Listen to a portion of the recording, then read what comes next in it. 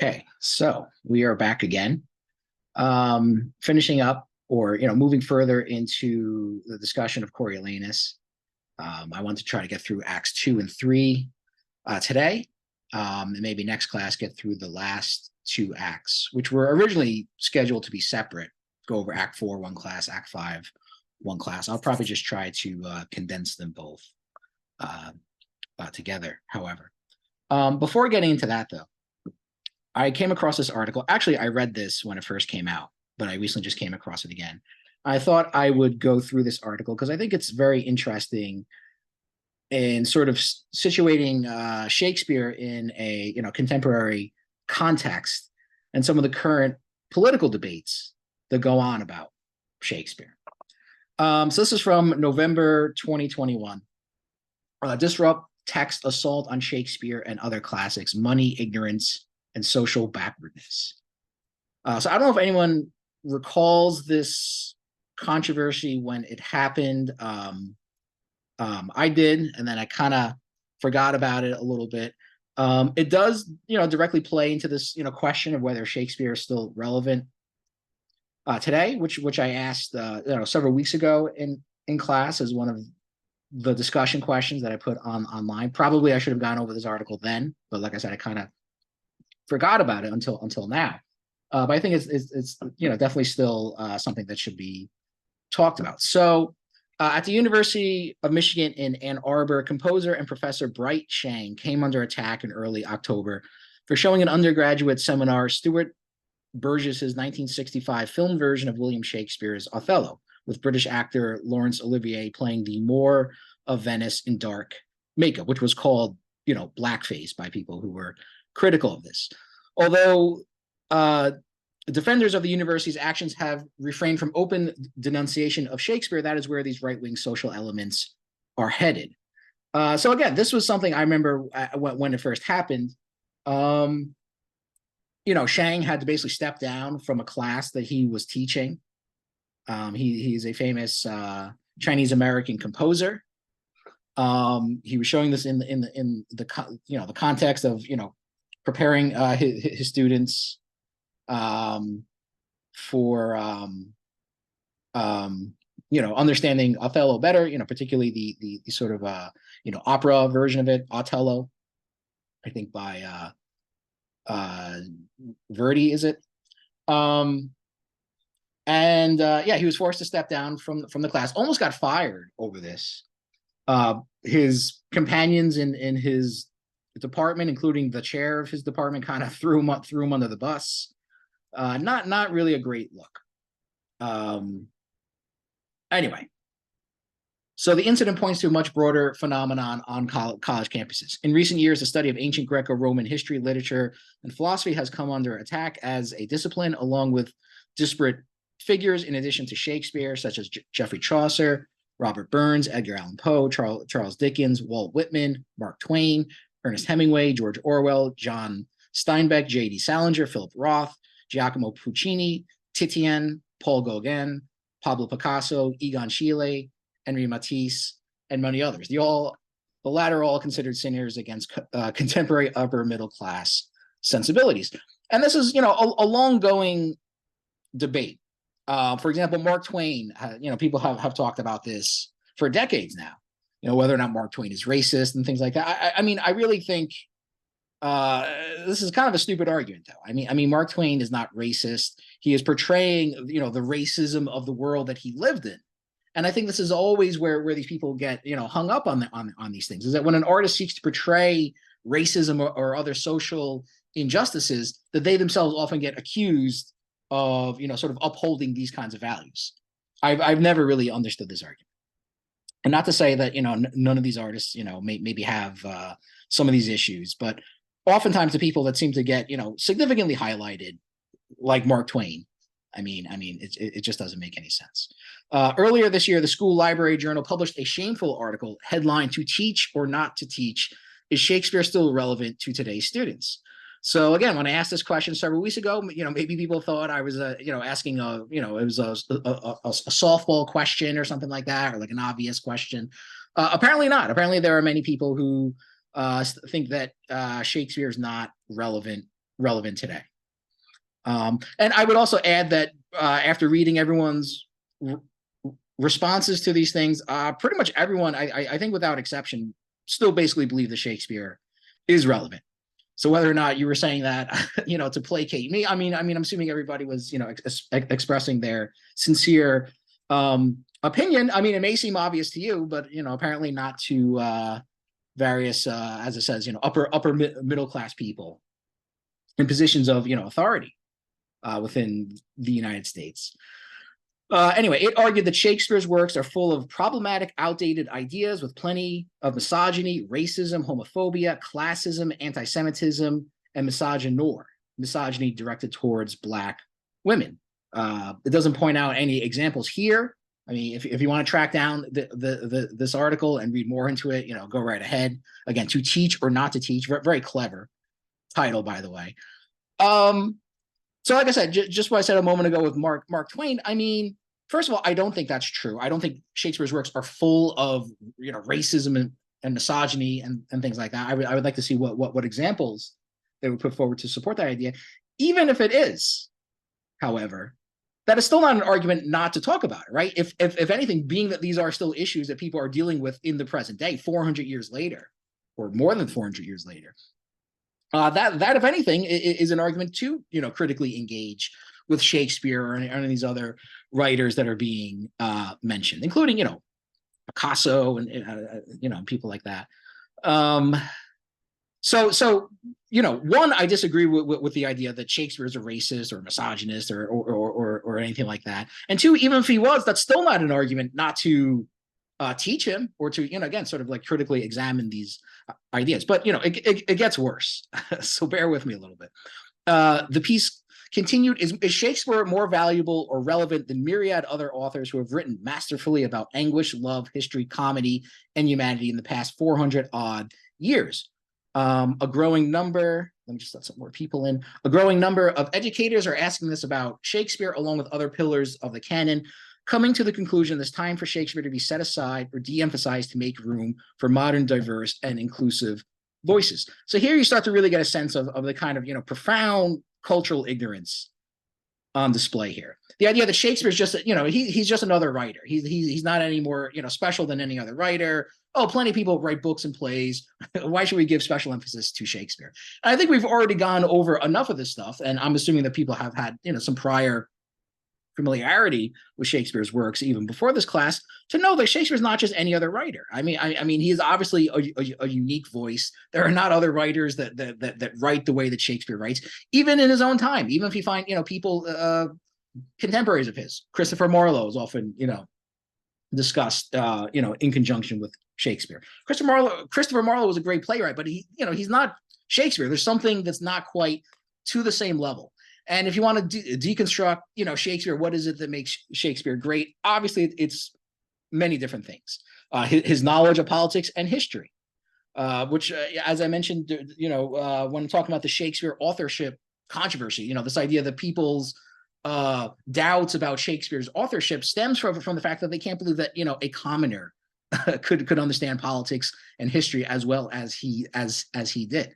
So his knowledge of those things, the intricate plots, the complex characters that are subtle and nuanced and don't are not one dimensional characters. In other words, the beautifully constructed sentences and words, which obviously I think possibly is more than anything else maybe what makes Shakespeare great. I mean, there's just not it's hard to think of another writer that writes as beautifully as he does. And so to just reduce everything to be he's just another writer is really a profoundly ignorant comment to make. But it gets worse, as I already said. The School Library Journal, dedicated apparently to the dismantling and emptying of school libraries, cites the claim by Ayanna Thompson, director of the Arizona Center for Medieval and Renaissance Studies and professor of English at Arizona State University, that Shakespeare was a tool used to civilize Black and brown people in England's empire. As part of the colonizing efforts of the British in Imperial India, the first English literature curricula were constructed, and Shakespeare's plays were central to that new curricula. I don't even have to comment on this because, as they say, this is anti-historical absurdity. Can Thompson explain how Shakespeare, any more than any other artistic figure, was responsible for the use or misuse of his work after his death? If, we're talking several centuries after his death. We would imagine that mathematics, physics, and biology were also taught in India as part of the colonizing efforts. Should Euclid, Newton, and Darwin be thrown out as well? And again, I think that's a very obvious argument. You can't blame Shakespeare for the way his work was used after his death. I mean, it's just such a stupid thing, to say. And again, these are people who are considered educators, who are in, administrative and managerial positions. In the context, or the overall context of this article, I think can be located in a topic I brought up, in prior classes as well, which is the profound stupidity of the ruling class in the United States. Or if you don't like the term ruling class, a more updated term would be the PMC, the professional and managerial class. And that's what these people are. They are in the professions. They are administrators and in managerial positions and things like that. And they are idiots. And it doesn't matter if they're talking about Shakespeare, if they're talking about the invasion of Iraq or various other things. It's really an astounding thing how many people in positions of authority in this country are just complete idiots, for lack of a better term. In any case, from there, it is a small step to the journal's contention that if the playwright became a fixture in part due to colonialism, another assumption to consider is what it means when people say his work or any are universal. Jeffrey Austin, English Language Arts Department chair, again, the chair of a department at Skyline High School in Ann Arbor, one of the hotbeds of identity politics, chimes in, we need to challenge the whiteness of that statement. The idea that dominant values are or should be universal is harmful. This type of race-obsessed commentary associated historically with the extreme right passes for left criticism at present. And again, I have to agree with that. I mean, this hostility towards universalism. I mean, this is very much characteristic of what is often referred to as postmodernism. This hostility to any assertion of any kind of universal values. I don't see what's problematic about that. I mean, what is so wrong with saying that there are sort of common experiences that people have, in spite of course, immense social and cultural differences that people face across the world, that there aren't, when all said and done, still some common, some commonalities that people all experience. I don't think that's a controversial idea. There was a tremendous reaction towards views like that, basically starting maybe in the 1960s or so. I think postmodernism is kind of an outdated idea today, but apparently there are still many people that kind of adhere to that view. Anyway, I mean, the idea that Shakespeare's ideas are universal, again, is not really something that I often think of. It's not one of the first things that comes to my mind when reading Shakespeare. Again, the things that stand out most are the things that I just mentioned. The fact that it's great drama and great art, whether or not it's universal or not, is really almost like a secondary concern. The fact that it does speak to so many people, though, I think is an argument for that. And again, I would even cite people in this class as an example of that. I mean, everyone in this class still basically thought that Shakespeare was still relevant. So unless people want to take back what they had already said, I mean, I think that is evidence that Shakespeare does speak to a certain universality that people have in common. But anyway, like I said, even if it wasn't universal, again, the beautiful language, the complicated characters, the intricate plots, the knowledge of politics and history, all those things are what make Shakespeare great. The Disrupt Text website's aim principally at high school teachers is one of the most pernicious advocates of displacing Shakespeare and other significant figures and works, including F. Scott Fitzgerald's The Great Gatsby, Harper Lee's To Kill a Mockingbird, and Arthur Miller's The Crucible.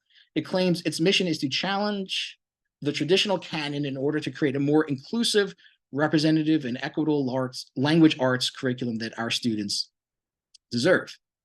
So, we could play a drinking game, take a shot every time someone uses the word inclusive or diverse, which you'll see often as Well, I mean, in principle, yes, diversity and inclusiveness are great ideas, but the way in which these words are often used by people, I think, is cause for some caution, because often people, I mean, what they're essentially arguing for is censorship in the name of diversity and inclusiveness, and censorship is not something that we should support, or something I certainly don't support.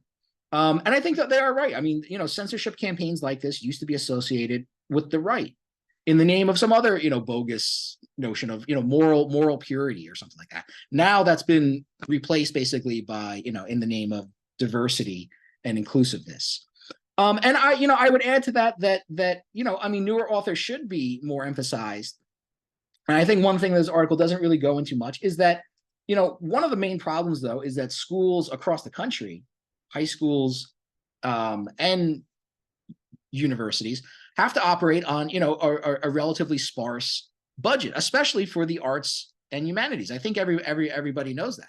So I think a big issue here is that there's just not enough money allocated in the budget for teaching arts and humanities based subjects. So it forces people to have to choose essentially between, certain groups of writers, the so-called classics versus more contemporary writers. My point being is that, in a more, equitable world, if there's more equitable distribution of wealth and resources in this country, you probably wouldn't have to choose between these things. There would be, more than, ample time and space to teach a multitude of different writers.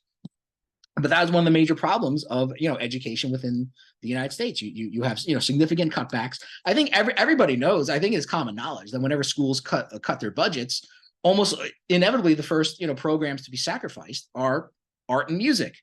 It's not sports.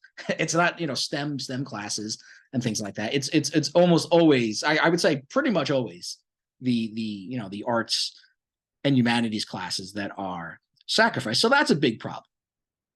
Certainly. And I think it maybe, sort of feeds into these, conflicts that people feel like that they have to choose between one or the other.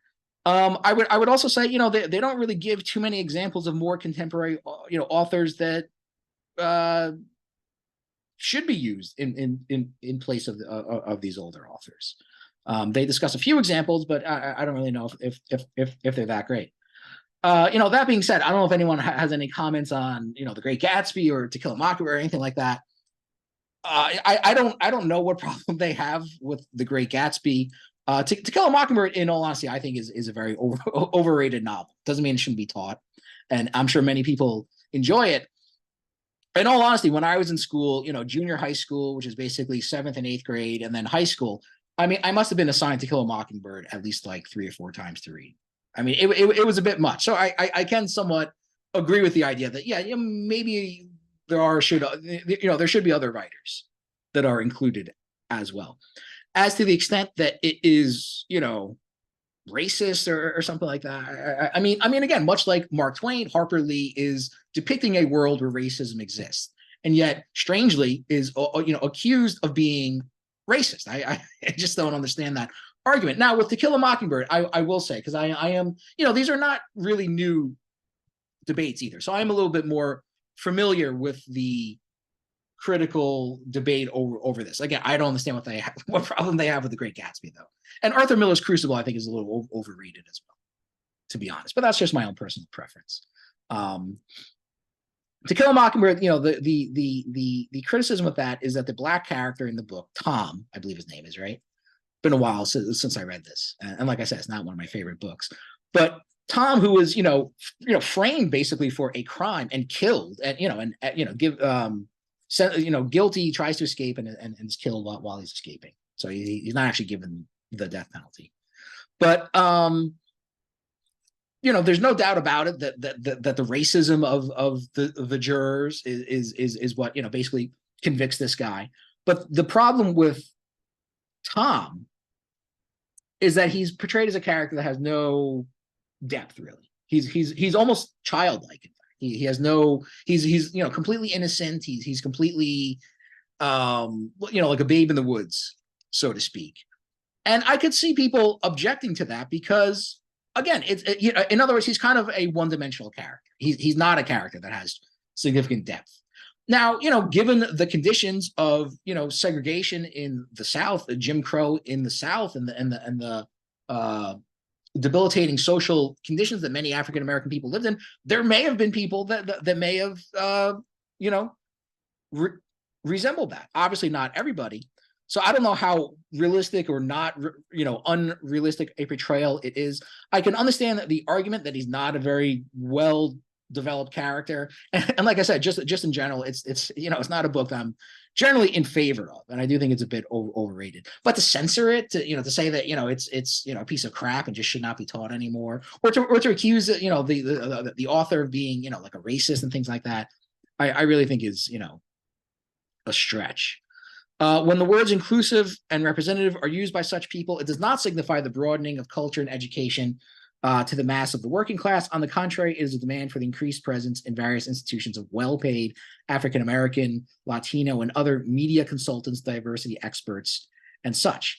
And I think that is true as well. I think a lot of the stuff, it's not part of some grand conspiracy to dumb down Americans, although that is a consequence of it, possibly unintentionally. But I think it is basically just a scam by certain people, again within the PMC, to sort of exploit these issues, so they can get hired as a kind of diversity consultant or something like that. It is just shameless opportunism for the most part. What does it mean to disrupt text? The website states defensively that we do not believe in censorship and have never supported banning books. It lies. On Twitter, it's representatives write, do we encourage teachers to replace racist, harmful text? Absolutely. Can you teach a great text and still have a harmful impact? Yep. Very, condescending, sort of smug way of speaking as well. Again, I mean, I just said To Kill a Mockingbird, I think, is an overrated book. Is it racist and harmful to people? No. Like, what are these people talking about? And again, these are supposed to be educated people within this country, many of them claiming to be educators themselves. In 2021, which racist, harmful texts are being taught in U.S. classrooms? Hitler's Mein Kampf, the Protocols of the Elders of Zion? No, these people have in mind Fitzgerald, Harper Lee, Arthur Miller, and Shakespeare, among others. And what does it mean to move away from continuing to give space to these voices if removing, i.e. censoring and suppressing text, is not involved? One of Disrupt Text co-founders, Lorena German, has tweeted that, did you all know that many of the classics were written before the 50s? Oh, really? So Shakespeare was written before the 1950s. I didn't know that until now. I mean, like, what kind of argument is this?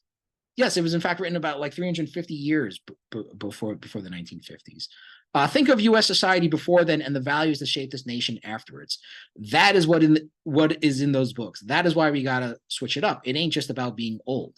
So basically, anything written before the 1950s is harmful because it reflects a racist point of view. I mean, that's just patently not true.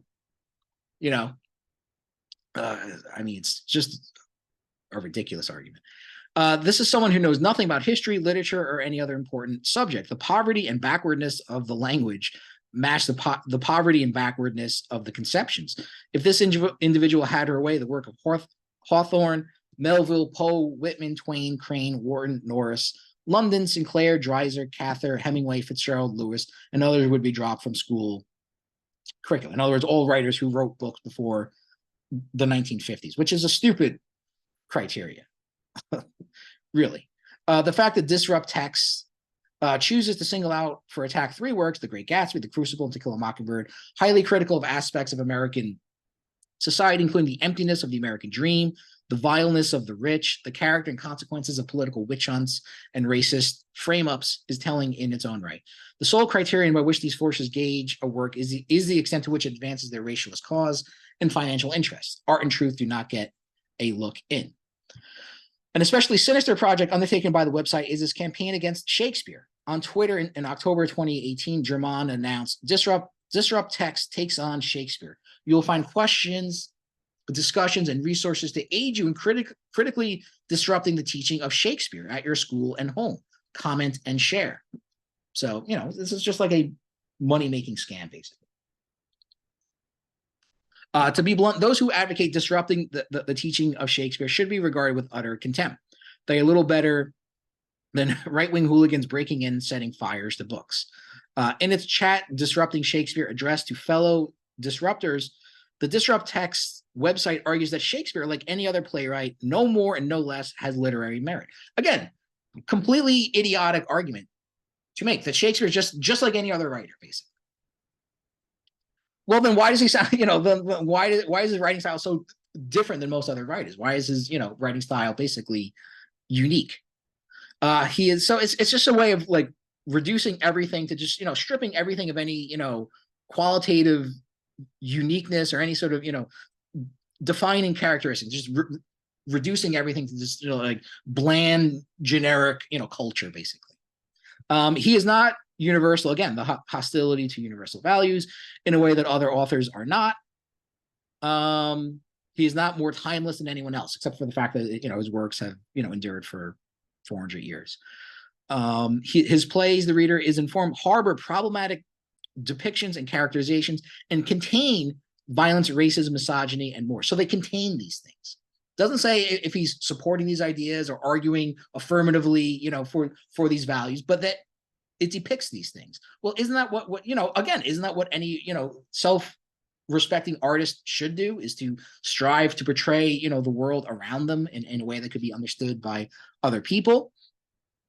And again, if anything, I mean, being that we are still dealing with these issues today, it's actually an argument to continue studying Shakespeare. In the first place, it is impossible to take seriously people, self-proclaimed educators, who post in public the empty-headed assertion that every playwright, no more, no less, has literary merit, whatever that might mean. As for the rest, global culture and humanity as a whole over the past 400 years has already pronounced on the assertion that Shakespeare has no more value than any other playwright. His reputation is safe. Disrupt Text disgraces itself by its positions. And again, I would say that's true. Most people I know, still find Shakespeare relevant. Again, pretty much everyone in this class seems to think that way as well. I'm not concerned at all that, people like this could, actually persuade, a majority of the public over to these views. I do think that, yes, his reputation is safe, as they say. What is concerning, though, is that people like this, again, and other like-minded PMC types, could undemocratically impose these policies on school curricula and elsewhere. That is a very real threat. But the idea that they're actually going to, win over a large group of people to their cause, I don't think is really anything that's going to happen. Not to say that it'll stop them, again, from just, imposing these policies anyway. We read, overall, we continue to affirm that there is an oversaturation of Shakespeare in our schools, and that many teachers continue to unnecessarily place him on a pedestal as a paragon of what all language should be. Well, he should be, at least as far as, as far as the English language goes, he should be on a pedestal. And the idea that there's an oversaturation of Shakespeare anywhere, again, in a context where, arts and humanities education has been on the defensive for, 40 or 50 years now in this country, is just absurd. I mean, look up the statistics of how many Americans read, like 40% of Americans haven't read a book in the last year. A disturbingly high percentage of Americans haven't read a book since high school, basically. I mean, the fact that you would complain that any writer is oversaturated in an American context is just insane. It really is. And yes, and as far as like English language writers go, I mean, it's very hard to find anyone better. I don't think you really could. It's not to say that other writers from other languages don't contribute something as well, of course. The ability, if you're an English language speaker, though, the ability to read, a writer in their original language is really an important thing. It's something that I really, appreciate now. I used to not think it was that big of a deal, but especially like reading, poetry in another language. I mean, so much of it is lost, quite frankly. For me, that really kind of, really hit home when I was reading a translation of the French poet Baudelaire. And I think it was like a side-by-side comparison of the French and English, or maybe I looked up the original French myself. But when you read it, you realize how much is lost. In French, it rhymes, for one. In English, when you read it translated into English, you lose that. And I'm not saying that it's not worth reading at all. I mean, it does preserve somewhat of the imagery and ideas expressed, but you really lose so much when you read something in translation. Yeah, Jerome. Yeah, definitely. Baudelaire is, yeah, it's very going into details, doing a lot of works on the range, sometimes twice in a, well, he was a very good poet. We call him the Prince of Poets because he was so good. So I understand what you mean, and I feel the same thing with Shakespeare or Conrad, which is my favorite, who is my favorite author. Like when I read in French Heart of Darkness a few years ago, I just dropped it. But when I read it in English, it was so different and so much poetic and powerful. Sure, yeah. I mean, yeah, even with with novels, something is lost. What one of my favorite writers is Camus, and not being able to read him in the original French is hard. But I would say, especially with poets, I mean, especially because they're so precise with the words that they are using. That is what gives you the beauty, literally, in poetry.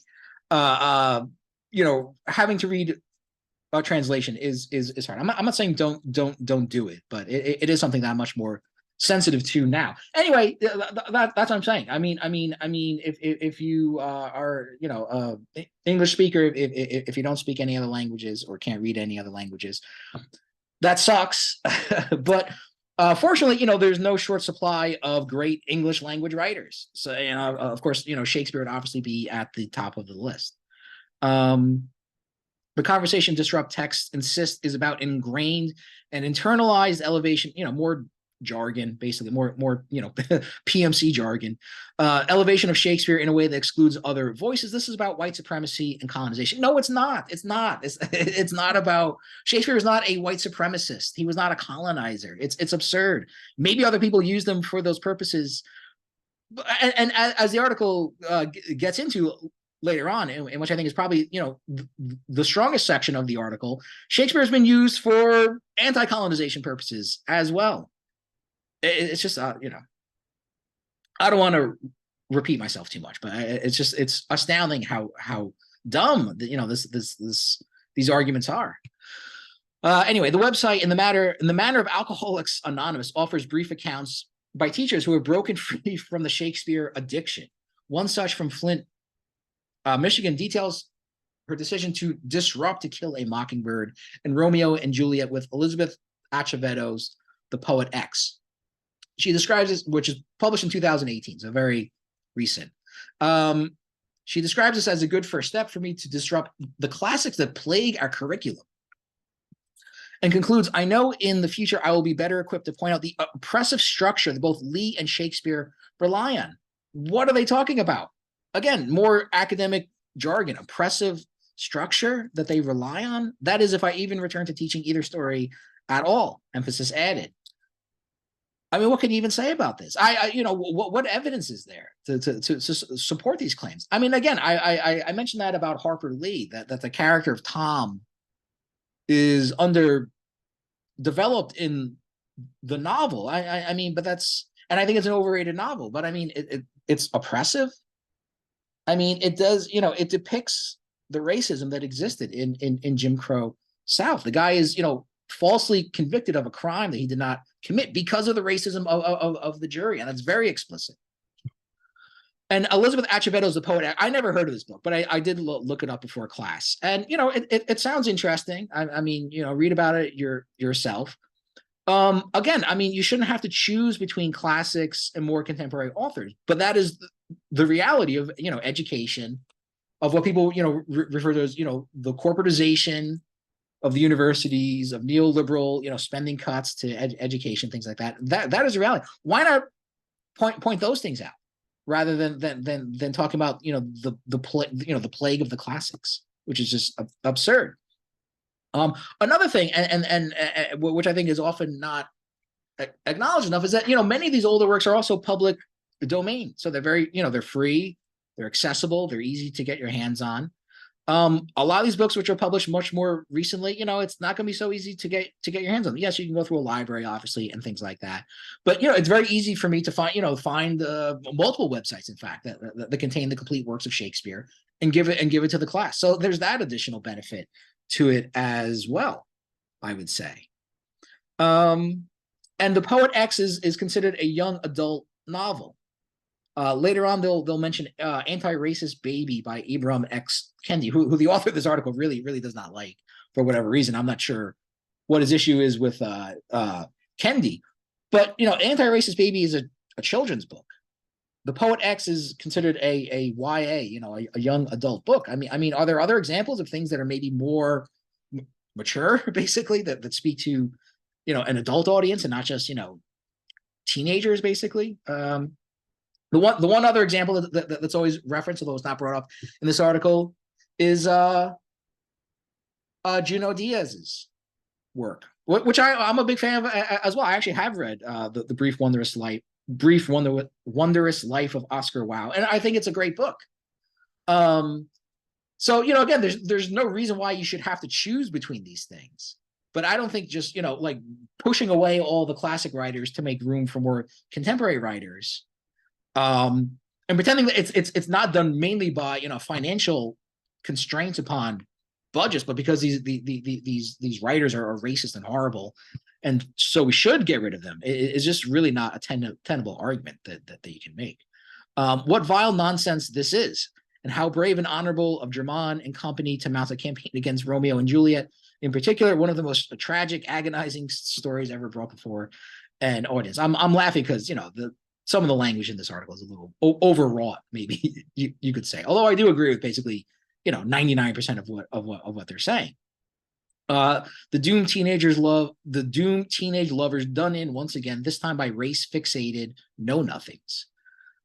This is a conscious effort to block youth from access to some of the finest, most subtle products of the human mind and spirit. It is part of the systematic coarsening and dumbing down of American society, which have already had devastating political, social, and more recently health consequences. Again, I agree with that sentiment as well. The dumbing down of America is a real thing.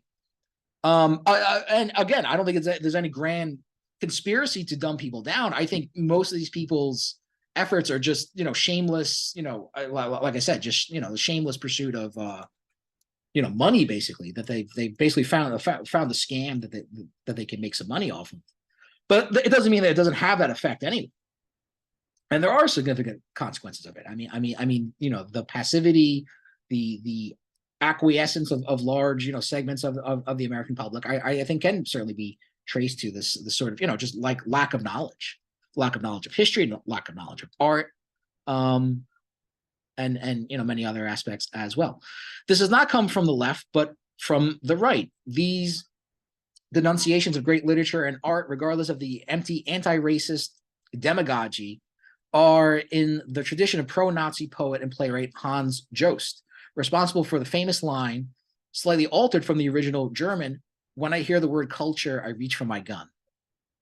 I'm sure there's a lot of right-wingers in this country that feel the same way, and certainly the right wing hasn't given up the censorship game. I mean, they're still in this as well. But the fact that so many people who ostensibly consider themselves to be on the left are in favor of censorship, I think is just horrible.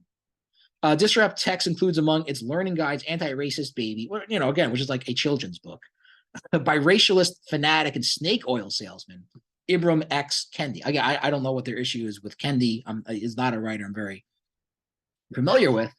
I would have no problem with this book. I've never read it, but again, it is a children's book.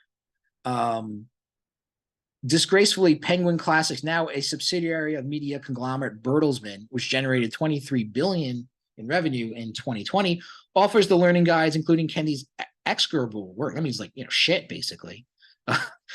Again, I don't know where all this is coming from, but to teachers and librarians, announcing on its website, we are honored to partner with Disrupt Text to bring you the resources to help you to bring equity to your classroom or library. A giant transnational publisher in partnership with book burners. Again, kind of an exaggerated statement as well. They're not burning books, but this is an argument for censorship, certainly.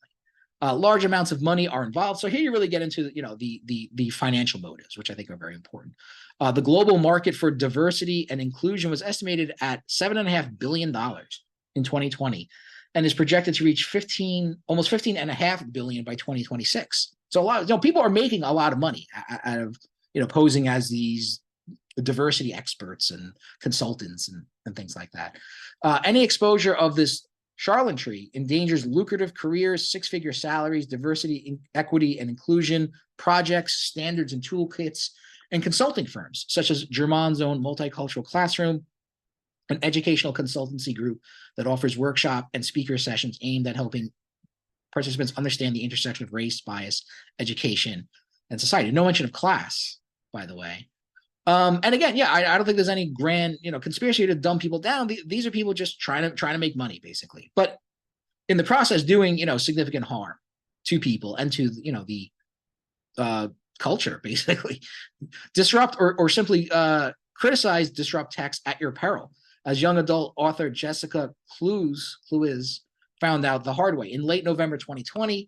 In response to Drummond's stupid and menacing attack on books written before the 1950s, Clues responded in a series of angry tweets. She wrote, "If you think Hawthorne was on the side of the judgmental Puritans in the Scarlet Letter, then you are an absolute idiot and should not have the title of educator in your bio. And further, if you think Upton Sinclair was on the side of the meatpacking industry, then you are a fool and should sit down and feel bad about yourself." Clues also referred to Zora Neale Hurston's Their Eyes Were Watching God and other literature of the extraordinary Harlem Renaissance, continuing, "This anti-intellectual, anti-curiosity bullshit is poison, and I will stand here and scream that it is sheer goddamn evil until my hair falls out. I do not care." She also sarcastically commented on that embodiment of brutal subjugation and toxic masculinity, Henry David Thoreau's Walden, before urging those who actually agreed with such witless statements to sit down and spin on a tack. For her entirely appropriate and much needed comments, Clues came under a furious attack, egged on by German as a racist who was threatening violence. By sitting on attack, is that a violent? Is she threatening violence? I guess. Unfortunately, Clues gave in to the pressure and issued an abject apology. Her literary agent, in an act of exemplary courage, subsequently dropped the writer as a client. The vandals at Disrupt Text with laptops and Twitter accounts are practitioners of a new McCarthyism. Now, here again, I mean, I somewhat agree with that statement. McCarthyism was, you know, an intentional political campaign, though, right, to suppress communism within the United States. You know, I don't know if there's any real political agenda at play here, other than just like I said, just shameless opportunism. Basically, these are people just trying to make money, and are simply don't care about, you know, the horrible consequences that their actions may have.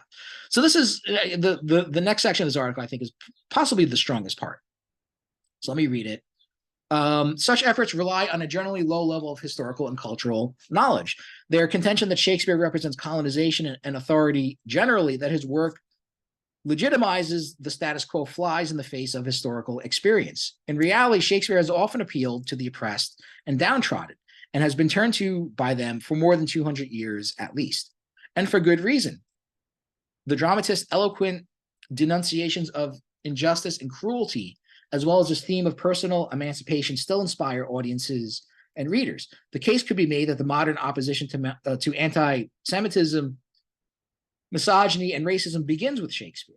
The Jewish moneylender Shylock's speech in The Merchant of Venice remains one of the finest, angriest egalitarian manifestos in the history of literature. Hath not a Jew eyes? Hath not a Jew hands, organs, dimensions, senses, affections, passions, fed with the same food, hurt with the same weapons, subject to the same diseases, healed by the same means, warmed and cooled by the same winter and summer as a Christian is? If you prick us, do we not bleed? It's a very famous line. If you tickle us, do we not laugh? If you poison us, do we not die? And if you wrong us, shall we not revenge? So what part about that sounds anti-Semitic? It's not clear at all. If anything, again, it's a critique of anti-Semitism. And, you know, in the context of this, I mean, it should be understood also that, you know, England was a very anti-Semitic country at one point. One of the great historical ironies that is lost on most people today is that prior to the Nazi takeover of power, Germany was considered one of the least anti-Semitic countries, at least in Europe. France and England, for that matter, had a much more pronounced history of anti-Semitism, at least up to that point. So certainly it was a strong current within English culture at this point in time. In the United States as well. I teach at CUNY as well as Rutgers, and the sort of flagship CUNY school is City College of New York, CCNY. For many years, CCNY was known as the Jewish Harvard, at a time where Harvard literally had either a quota or a outright prohibition on Jewish students going to Harvard. I forget if they completely barred Jews from going, or had a very sort of strict limit on how many Jews that they would let in. I should double check that. But anyway, I mean, they restricted the amount of Jewish students that they would have at Harvard, and that lasted until the 1960s. So certainly the United States is not exempt from that either. Anyway, it should be noted, for the benefit of Shakespeare's feminist detractors who are apparently unable to read or think, that the playwright includes an appeal resembling Shylock's, including its warning about revenge on behalf of women and wives in Othello. Emilia, Iago's wife, who becomes a heroic figure in the last moments of the play, refusing to be silenced by her husband, although it costs her her life, and exposing his nefarious plot against Othello and Desdemona, earlier speaks out against men who strike, scant financially, or prove unfaithful to their spouses. Let husbands know their wives have sense like them. They see and smell, and have their palate both for sweet and sour, as husbands have. What is it that they do? When they change us for others, is it sport? I think it is. And doth affection breed it? I think it doth. Is frailty that thus errs? It is so too, and have we not affections, desires for sport and frailty, as men have? Then let them use us well, else let them know the ills we do, their ills instruct us so. And of course, Shakespeare is well known for strong female characters, as this next paragraph will show. Although again, for social and historical reasons, the male characters dominate his plays for the most part. Again, reflecting the society that he lived in, Shakespeare created, in addition to Desdemona and Emilia, a great and varied collection of female figures, not all of them laudable and admirable by any means. Cleopatra, from Antony and Cleopatra, Rosalind, from As You Like It, Beatrice, Much Ado About Nothing, Cordelia and Goneril, King Lear, Gertrude and Ophelia, and Hamlet, Isabella, Measure for Measure, Miranda in The Tempest, Olivia and Viola, Twelfth Night, Portia, The Merchant of Venice, Portia. There's another Portia, by the way, in Julius Caesar, which could be added to the list as well. So could Volumina from Coriolanus, the play that we're talking about, who's not mentioned here. Titania, A Midsummer's Night Dream, Cressida from Troilus and Cressida, and of course Lady Macbeth, among others. I guess Lady Macbeth is generally considered to be the the standout of Shakespearean female characters. Disrupt Text attempts to chloroform public opinion by suggesting that admiration for Shakespeare by African Americans represents the internalization of white oppression and colonialism. They distort, or rather omit entirely, the historical record because it speaks against them. In fact, the most rebellious and far-sighted African Americans have been drawn to Shakespeare's work. As literary critics have noted, while Shakespeare provided the Jewish moneylender one magnificent speech, he wrote an entire tragic drama centered on the North African general Othello.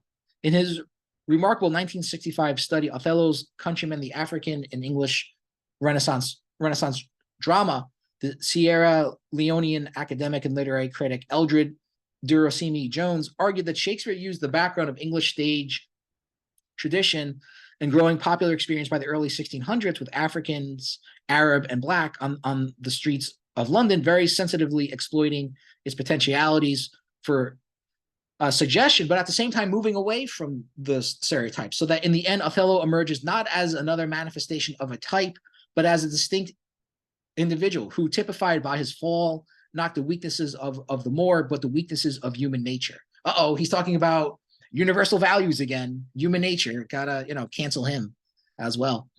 Shakespeare, Jones added later, was able to transform the Moor with all his previously unfavorable associations into the hero of one of his most moving tragedies.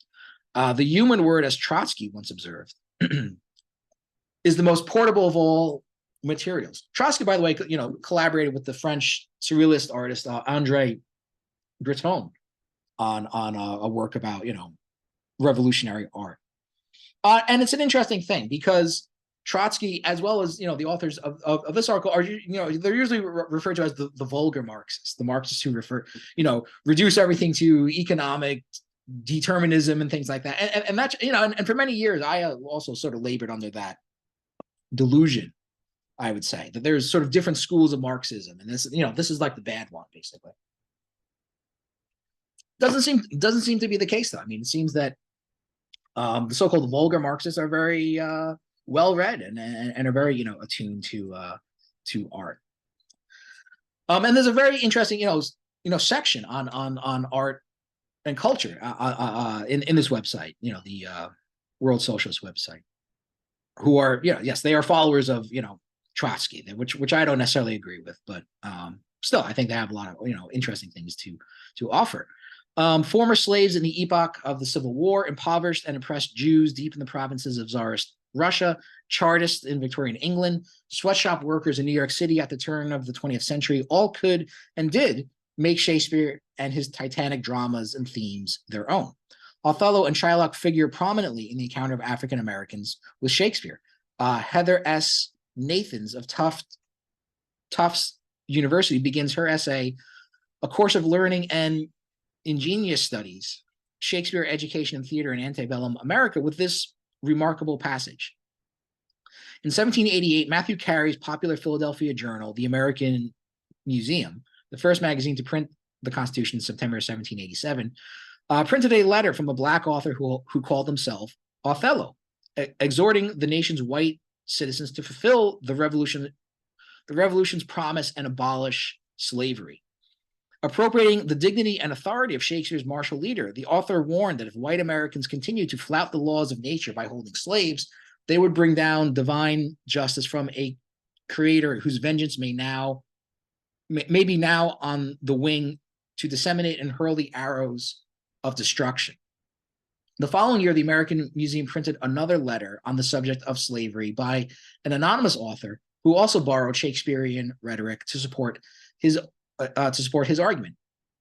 Describing himself as a former slave, he paraphrased Shakespeare's Merchant of Venice, begging justice for the nation's Black citizens. Has not a Negro eyes, has not a Negro hands, organs, dimensions, senses, affections, and passions. This hardly needs commenting upon. Othello and Shylock's famed speech are invoked in the battle to make American society live up to the pledge of the Declaration of Independence and do away with chattel slavery. This battle would erupt into full-scale conflict in the Civil War 73 years in the future. Nathans writes further on, how, why, or where African Americans then encountered Shakespeare in early American culture is not always clear. After referring to the possible roles of free schools and theaters, she also takes note of the more than 50 African American literary clubs that sprang up in various northern and eastern cities. Nathans continues, by the 1850s, knowledge of Shakespeare had become an important part of the Black educational experience in America, whether it was in the playhouse, the classroom, or the privacy of a select reading club. The African Company, the first known Black theater troupe, opened at the African Grove Theater in New York in 1821 and operated for several seasons. Its first production was Shakespeare's Richard III, followed shortly by Othello. According to Anthony Dwayne Hill of Ohio State University, the company's principal actors were James Hewlett, the first African-American Shakespearean actor, and a young teenager, Ira Aldridge. Soon after the theater closed in 1823, Aldridge, by now one of the company's leading performers, sailed to London, where he was free to practice his craft as a respected professional. Aldridge reached the pinnacle of acclaim internationally as a young stage actor for over 42 years throughout the capitals of Europe. Aldridge also identified with Shylock. In response to the actor's performance of the part in St. Petersburg in 1858, a Russian reviewer commented perceptively, in Shylock, he, Aldrich, does not see particularly a Jew, but a human being in general, oppressed by the age-old hatred shown towards people like him, and expressing this feeling with wonderful power and truth. His very silences speak. The greatest African-American figure of the abolitionist and Civil War epoch, the former slave Frederick Douglass, was devoted to Shakespeare and literature in general. He took his freedom name, Douglass, from Walter Scott. When asked in 1892 to name his favorite authors, Douglass ranked Shakespeare first. In Frederick Douglass, a Shakespearean in Washington, author John Muller notes that tens of thousands of people each year visit the National Historic Site at Cedar Hill, Douglass's home in Anacostia, where the library shelves hold volumes of Shakespeare's complete works, and a framed print of Othello and Desdemona hangs above the mantel in the West Parlor. Muller goes on, Douglass frequently alluded to Shakespeare in his oratory and was known to attend performances of Shakespeare at local Washington theaters. On at least 2 occasions, Douglass served as a thespian for the Uniontown Shakespeare Club, a community theater company. Moreover, in an episode full of social and cultural resonance, Douglass, on one of those occasions, performed the role of Shylock. Douglass and his second wife were among the first African Americans to perform a performance of Giuseppe Verdi's opera Othello in May 1887 in Rome. What the composer, Shang, what was trying to prepare his students for when he made the mistake of playing the Laurence Olivier version of Othello in class, and apparently not giving his students sufficient warning. The shock and trauma of seeing Laurence Olivier in black makeup, I guess, was too much for some people to handle. The impact of Shakespeare on the greatest African-American artists in the 20th century, including the members of the Harlem Renaissance, should come as no surprise. His work contains immense drama, torment, tribulation at the highest level. Langston, something which you're not going to get, by the way, in a children's book or something like that, or even a young adult book. That's why you can't just substitute these things, without thinking about the context and the literary level that these works are at.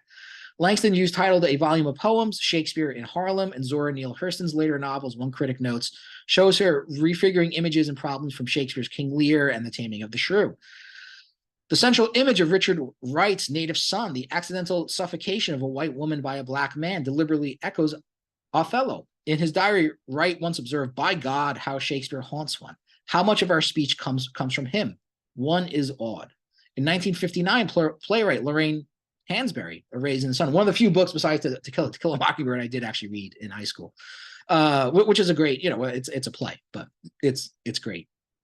Discuss how a contemporary dramatist uses the most obvious instruments of Shakespeare, which is the human personality and its totality. I've always thought this is profoundly significant for Negro writers. Man, as set down in the plays, is large, enormous, capable of anything at all, and yet fragile too. This view of the human spirit, one feels it ought to be respected and protected and loved rather fiercely. And it's certainly many people, including many people in this class, have commented on the complexity, the depth of Shakespearean characters, something which is very lacking in today's literature and art. Oftentimes you do get very one-dimensional characters. I mentioned, the writer Alan Moore, who's one of my favorite writers. He's written graphic novels, but he's also written novels as well. I mean, he's most known for writing graphic novels, but has also written, regular novels as well. He recently did a writing course where he talks. One of the things that he talks about is the importance of empathy for your characters. You have to have empathy for your characters, even for the characters that do horrible things, because without that, you're just left with very sort of bland, again, one-dimensional characters. And that really really kind of unlocks something, the lack of empathy that many writers, today have, and other artists today have for their characters. What you're left with are, yes, these very sort of bland, one-note characters.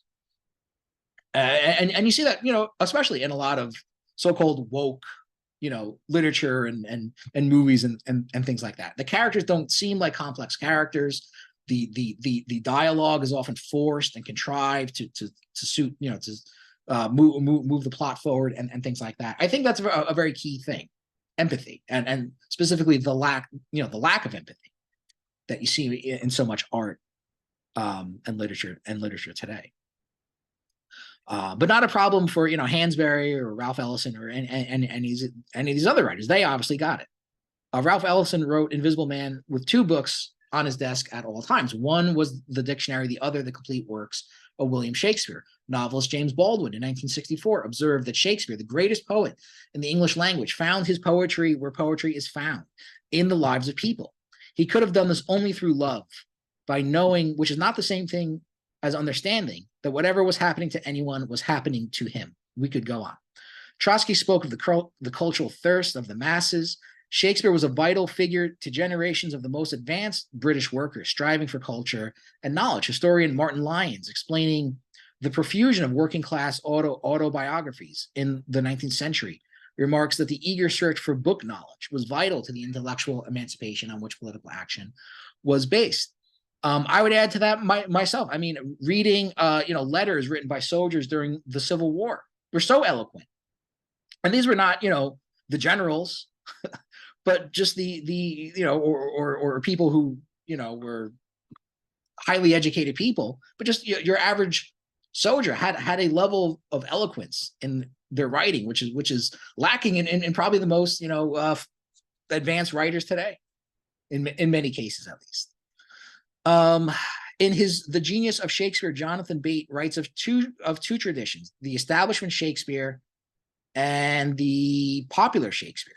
To substantiate his argument that the playwright has survived and has been made to matter as a voice of radical culture, Bate points to the case of Thomas Cooper, born 1805, who became a leader of the Chartists, the revolutionary movement of the British working class in the city of Leicester. Cooper and his comrades called themselves the Shakespearean Association of Leicester Chartists, or Leicester, I think. Bate explains that Cooper gave lectures on contemporary politics, but also on Shakespeare. To do so was to reclaim a heritage for the people.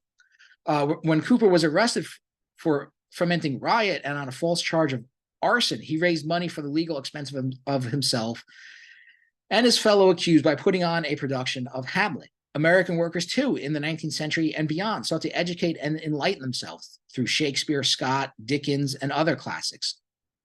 For example, in Poverty and Privilege, Shakespeare in the Mountains, Rochelle Smith from Maryland's Frostburg State University, in one of the state's poorest Appalachian counties, notes that in the years before the Civil War, some of Frostburg's miners were certainly reading Shakespeare. As one of them, Andrew Roy, reminisces, we used to meet after our day's work in the mine and read aloud to each other. Shakespeare was immensely popular in the U.S. at this time. Lawrence V. Levine in William Shakespeare and the American People asserts categorically that Shakespeare was popular entertainment in 19th century America. Levine cites the comment of a U.S. consul in England who, just after the Civil War, remarked with some surprise, Shakespearean dramas are more frequently played and more popular in America than England. Probably not true anymore, but I guess it was back then. Of course, there were also respectable African-American critics, like a certain Dr. Humphrey, who commented in the New York Observer in 1839 that he was sorry that most of Shakespeare's plays were ever written, and that Shakespeare, as he is not a book fit for family reading. What Christian father or virtuous mother would allow him, if he were alive, to come into a blooming circle of sons and daughters and write his plays just as they stand in the best editions? To the pragmatic-minded, the disrupt text argument, the books must be more relevant and accessible to students about people who look and sound like them, is irresistible, but is it a very shallow one? Why not then restrict English language curricula to television commercials and People magazine? The immediately relevant and accessible is often not insightful or valuable at all. I would agree with that sentiment as well. Students are capable of taking on complex texts if they are motivated and understand that something important will come out of the mental effort. The most insidious arguments against Shakespeare centers on the claim that he offers no special insights, which, again, we've just read, several examples to show that is not true. That he is a playwright like any other, as Germain puts it. I want to offer what to read instead of Shakespeare. Trust me, your kids will be fine if they don't read him. Very, shockingly ignorant.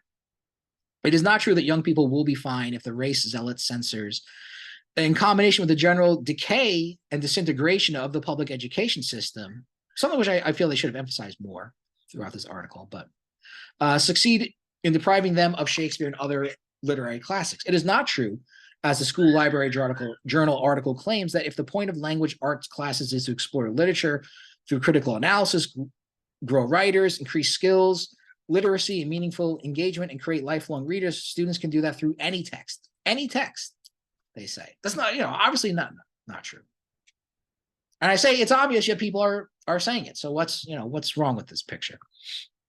It is not true that there is nothing to be gained from Shakespeare that couldn't be gotten from exploring the works of other authors. In the words of Anne Arbors Austin, the Philistinism, it's a favorite term of Marx to refer to, sort of like ignorant people, and light-mindedness of the. By the way, they didn't even mention this, but Marx himself is a great fan of Shakespeare. Supposedly, he and his family would go to the parks on Sundays and sort of like act out Shakespeare in the park and things like that.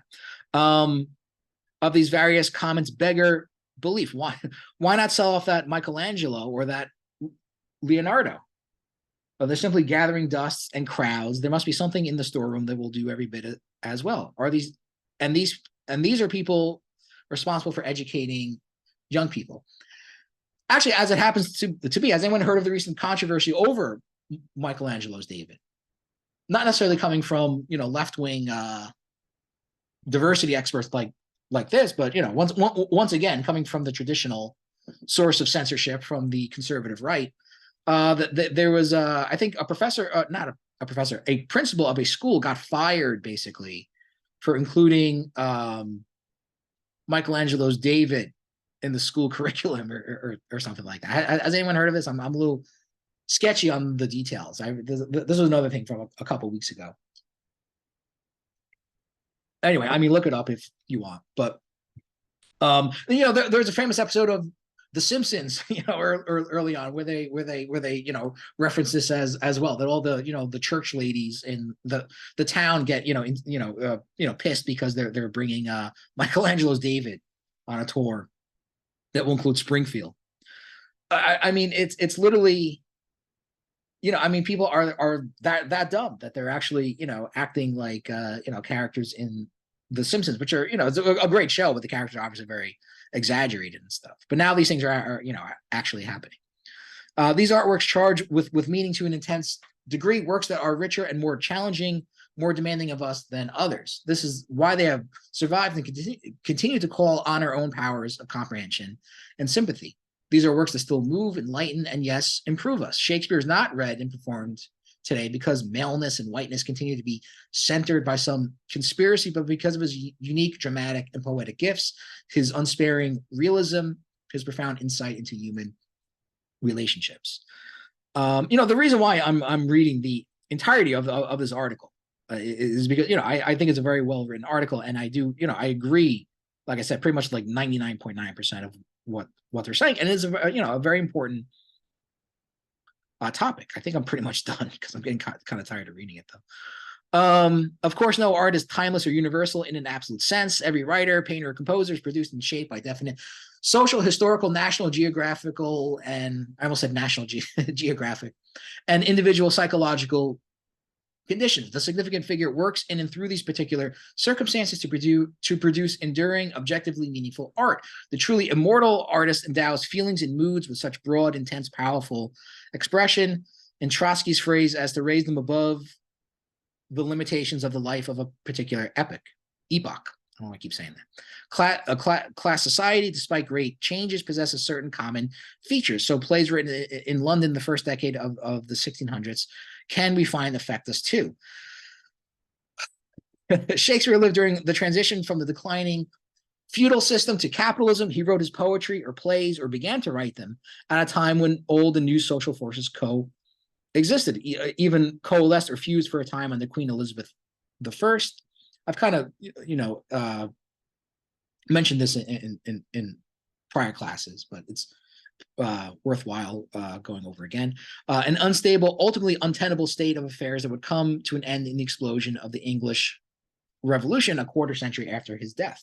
The so-called gunpowder plot, occurred during Shakespeare's time as well. The age was loosening all the old ties of society and undermining traditional conceptions. The world had suddenly grown almost 10 times bigger, according to Engels. A fortunate combination of objective circumstances and Shakespeare's own genius intuition permitted him to look both backward and forward in time, both upward and downward in social space, perhaps more than any other literary figure in history. His work is not magical or divine, but it is brilliant and highly unusual and deserves to be treasured. He registered in a poetically encyclopedic fashion and conveyed to others the point to which the most economically and politically advanced societies had reached in terms of both public and private conduct. Beyond that, Shakespeare was able to work out the future results of certain changes taking place. Hence, his ability in Othello, for example, to treat the consequences of social resentment and the poisonous uses of race hatred, as well as to mentally put himself in the position of the socially marginalized or abused women, Jews, blacks, and forcefully, logically arrive at and dramatize their responses to the oppressive or unfair conditions. As a Scottish writer later put in the mouth of one of his characters, Shakespeare, sir, was not one to flinch from the utmost severity of a case. And the onset of the Renaissance meant, moreover, that with the old narrow barriers of their homeland fell also the 1,000-year-old barriers of the prescribed medieval way of thought. To the outward and inward eye of man opened an infinitely wider horizon, again from Engels. A vast accumulation of human experiences, thoughts, and feelings pent up by institutions and religious dogma for hundreds of years was able to find expression not only in Shakespeare's plays, of course. There were dozens of gifted dramatists in England, but most powerfully and concentratedly in his. Disrupt Text and his co-thinkers are dedicated enemies of enlightenment and education. Students, teachers, and serious academics should treat them with derision, challenge them, and expose their ignorance, which is what I've been trying to do, obviously, by reading out this article. So I don't know, does anyone have any comments on that before I move on? Yeah, Jerome. So I was wondering, what would be your thoughts about when people rewrite some parts of books, for instance, Agatha Christie, and rewrite titles or the use of some words which I consider not to be appropriate anymore. What do you think about that? I mean, again, I think if it's in service of, again, realistically portraying the society that they live in, then I think it's fair to do. I mean, I'm not as familiar with Agatha Christie's writings. I know that, for example, Mark Twain, like I said at the beginning, often gets called out for them because his characters use the N-word. I mean, he's portraying, this is stories that take place either, just before the Civil War, just after the Civil War. He's portraying, he is from the South. He's from Missouri. He's portraying the world that he lived in. As an artist, you were, obliged to recreate this world or try to, communicate the experience of living in a world like this in as accurate a way as you can. So as I said already, I think the arguments against Mark Twain are completely idiotic, to say the least. Yeah, Jerome. Yes, I definitely agree. Reminds me of the debates about Mein Kampf and should it be republished or not. We had big debates about that in France, and I think it should be republished, but edited. I think it was called in French, Historiser le mal, historized evil. So basically, it was taking Mein Kampf and just having commentaries by historians and people like that. Should just have people access it, but being able to have the context and criticisms and people showing that it was a twisted logic. And I think that should be the same thing for even racist slang and I think like that, where I think we should let it, but always use footnotes and things to explain the context in which it was given, because I have the feeling, but it's just my own perspective and I don't pretend to have anything more than that, is that having all those problematic words, it's interesting because it's by learning how they were used in the past that actually people can learn to have that sort of distance about it. I mean, that might be very idealistic, but that's how I feel about it. Mm-hmm. Well, yeah, I mean, like I said, I mean, I don't think Shakespeare is, racist, or Mark Twain is racist. But even if they were, I mean, what's so stupid about these arguments is that they say, well, these writers are racist, so because of that, we shouldn't teach them anymore. I would say even if they were racist, it's still not a reason not to teach them, because it's a way of teaching people about racism. It's a way of critically examining these ideas. So their arguments are so bad that they have so little intellectual merit to them. One, because they misrepresent the writers that they're criticizing, and two, even if those criticisms were true, it's still not a good reason not to teach them. As far as Hitler's Mein Kampf, I mean, it's a book I've never read. I don't have much interest in reading it, to be honest. Yeah, I certainly would not agree with it being censored. I mean, certainly I could understand the historical value of it. I mean, a book written by Hitler. I mean, maybe people would want to sort of, you do get insight into the way he thinks, so I can understand the historical value of it. I'm not. It's hard to think of any example of censorship. I would be in favor of. I don't think things should be censored. I don't think any ideas are so dangerous that people should be completely shielded from them. Certainly not adult people.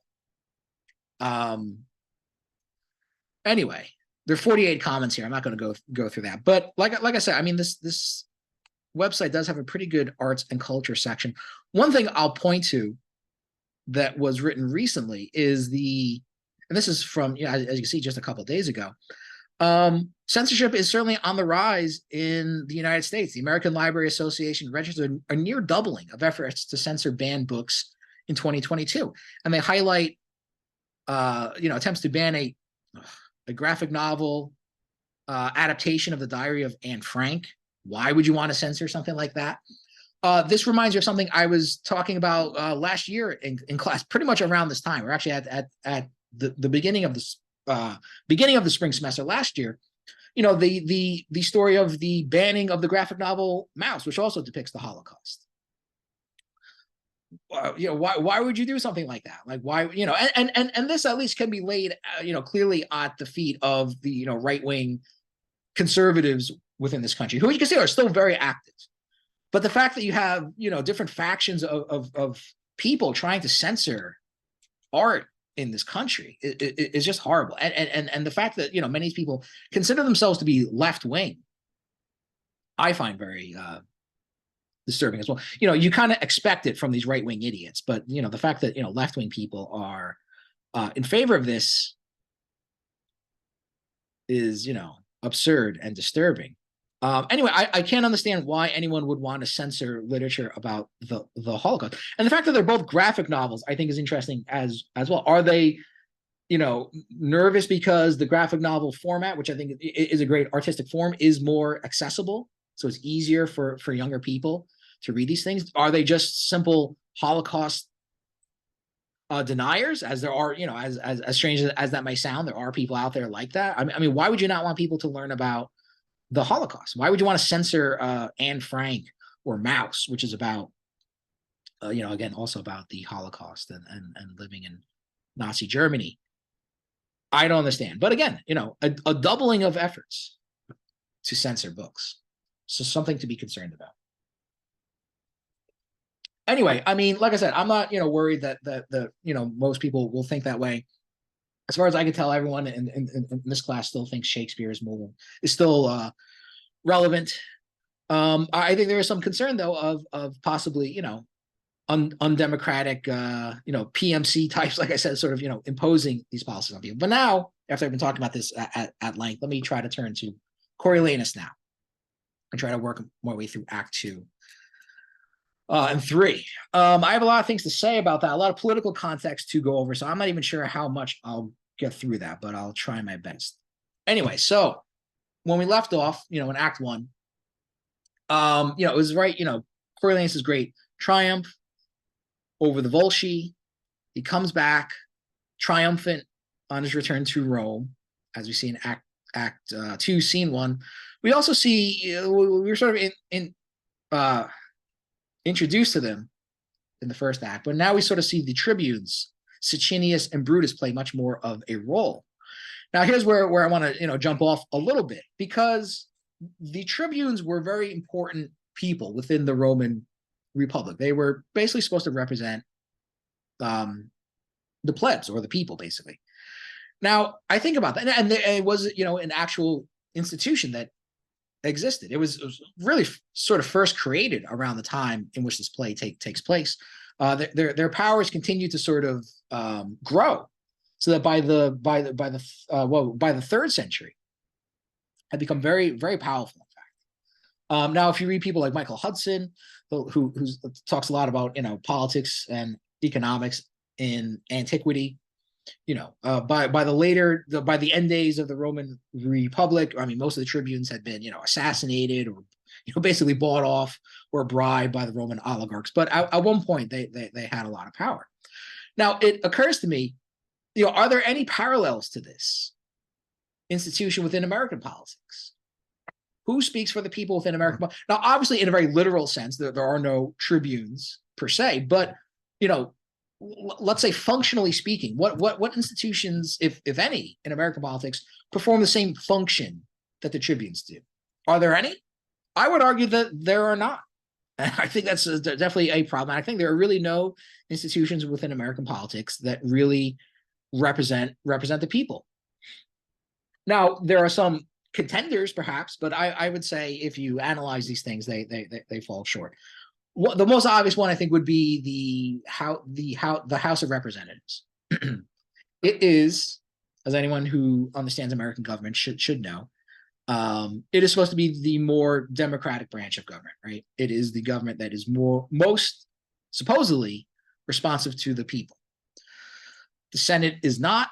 The Senate is you get two senators from every state. Does not matter the population of the states. By giving more representatives to the more popular states, again, in theory, the House is supposed to be a more democratic branch of government. However, is it? And there are many things which undermine that, the importance of the role of money within politics, lobbyists, and things like that. But one thing that's significantly concerning about American politics today is what they call gerrymandering within the House of Representatives. Now, what this is basically is, it's a confusing term, but what it basically refers to is when the state electoral districts are drawn in a way to basically favor one party over the other. It's a highly technical thing. It's often, can be often difficult to spot it because the way in which the district boundaries are drawn, is a very, technical thing. But there are ways that you can, analyze it. And there's at least one report which I have access to that purports to do that, in fact. Well,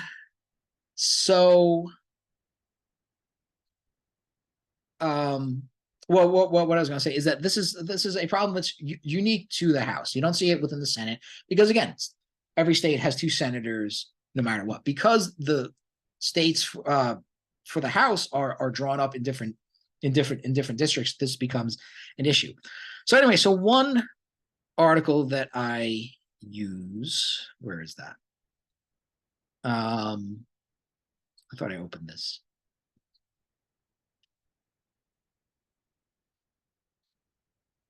Oh, here it is. So one is this article, Extreme Maps. And I use this sometimes in the American government classes that I teach. So what they show, this is from the Brennan Center for Justice, which is affiliated with NYU School of Law. And they do a fairly rigorous test. I'm not going to go through, the technicalities of the test that they do, but they basically submit states to 3 different tests. And they show pretty consistently across the board that while both parties engage in gerrymandering, Republicans do it a lot more and benefit a lot from it. So again, I'll just summarize the key finding. I will add this to the module for this course in case you want to read it yourself. I won't spend too much time talking about it because I already spent so much time talking about the other article. But as I say, in the 26 states that account for 85% of congressional districts, Republicans derive a net benefit of at least 16 to 17 congressional seats in the current Congress from partisan bias. That's their term for gerrymandering. which is itself a confusing term.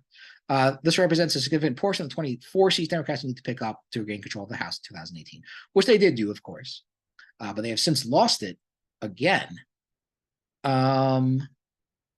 So what they are saying, basically, in no uncertain terms, is that basically the Republican Party has a permanent advantage or a permanent bias that favors them in every single House election, which is every 2 years. They show that the number of extra seats that the Republicans have, and again, by submitting it to multiple tests, basically to analyze this, show that in all likelihood, Republicans would not have had even a majority in 2012 and 2016. And although this article is a bit out of date now, I would also say in the most recent House election in 2022 as well, given the very slim majority that the Republicans have. So that's a very important thing to keep in mind. Any student of American politics should be concerned about that essentially in what is supposed to be the most undemocratic branch of government, that basically the rules have been manipulated in a way to give more power to the party that has less votes. Republicans, if you tally up the total votes gotten in these elections, actually get less votes than the Democratic Party, yet they have a majority in this branch of government.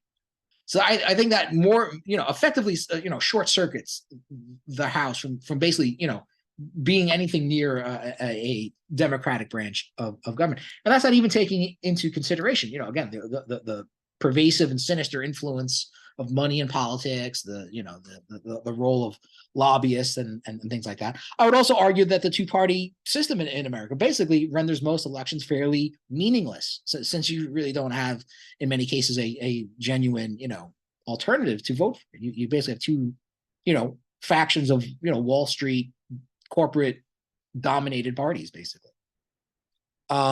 So you can't look to that as being an authentic voice of the people. What about the media? Well, I've already spent a lot of time talking about how horrible the media is in this country, so it's probably not much of a surprise. Again, even the article I just read, I would also situate that in the larger context of just how dumb the PMC is within the United States. Whether it's making crappy arguments for the invasion of Iraq, or talking about how irrelevant Shakespeare is and things like that. To me, they're part and parcel of the same problem, which is that the ruling class in this country are a bunch of idiots. I mean, they really are. By and large, at least. I'm sure there are exceptions, but by and large, there's a disturbingly, let's say, high number of simply idiotic people, which are in positions of management and administrative positions, and basically in positions of authority. Anyway, so the media could also be seen as a contender for that role. There was once a newspaper, in fact, called the New York Tribune by Horace Greeley, who's a pretty famous person in American history. It later merged with another newspaper, the New York Herald, to form the New York Herald Tribune. If you ever seen the movie Breathless by Jean-Luc Godard, the woman, I forget her name. Oh God.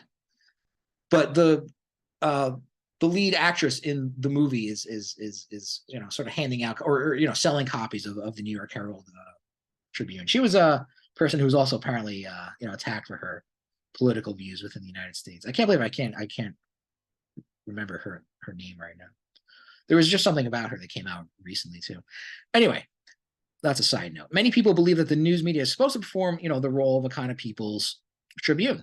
One of the most famous statements by this is from Thomas Jefferson, who wrote, "Were it left for me to decide whether we should have government without newspapers or newspapers without a government, I should not hesitate a moment to prefer the latter." In other words, that the importance of a media is essential for a democratic government. You need, you simply cannot have a democracy without an informed electorate. If you don't have that, you don't really have a democracy. You have essentially what we have in the United States. You have a kind of corporate oligarchy, which pretends to be a democracy, basically. The political theorist Jürgen Habermas has also written of the importance of what he calls the public sphere. And this is sort of a representation of that. And the public sphere basically is made up by the news media as well as other sort of public institutions, which basically form, as this graph illustrates, but sort of like a mediation between the people and the state on the other hand. And it's a way of sort of communicating information back and forth, translating the demands of the public into understandable demands that the state can act upon, as well as providing accurate information about the activities of the state. Since we last met, I mean, there's just, to the surprise of no one, I don't think, I mean, another exposure of the lies that the media has been feeding people about the war in Ukraine. I've already talked at length about, the invasion of Iraq, things like that. So the news media in this country is just simply not trustworthy. I mean, you cannot trust anything that the news media says, particularly about wars or foreign affairs or anything like that. I'm not even convinced you can believe anything that they say about domestic politics as well. But certainly when it comes to foreign affairs, I would not trust anything that the New York Times has to say about any foreign conflict going on right now, especially with China or Russia or anything like that. Simply put, I mean, they've just so destroyed their credibility that it is simply impossible, to believe anything that they say. Even if they happen to say something that is true, I would have a hard time believing it, just because they've lied so many times in the past. So does the news media speak for the people? Of course not. Oh, I didn't bring this up, but the article "Fix This Democracy Now" from Washington Post. I won't go through that right now because I've taken up too much time. I'll include that in the course module as well. But what it is basically is 38, as I say, bad ideas about fixing democracy, which is just, again, another exercise in just shallowness and superficial thinking. The authors acknowledge that democracy is in bad shape, in horrible shape within this country. But the things that they propose to fix it are just, ludicrously absurd. Of course, no discussion of healthcare or, taxing billionaires out of existence or decreasing, the Pentagon budget. I think one of the authors actually, suggests we should bring back the draft. Another author says that we should show more, appreciation for the government or something like that. The ideas are horrible. Someone thinks that rich people should sort of rent out their garages to poor people. And actually, Ibram X.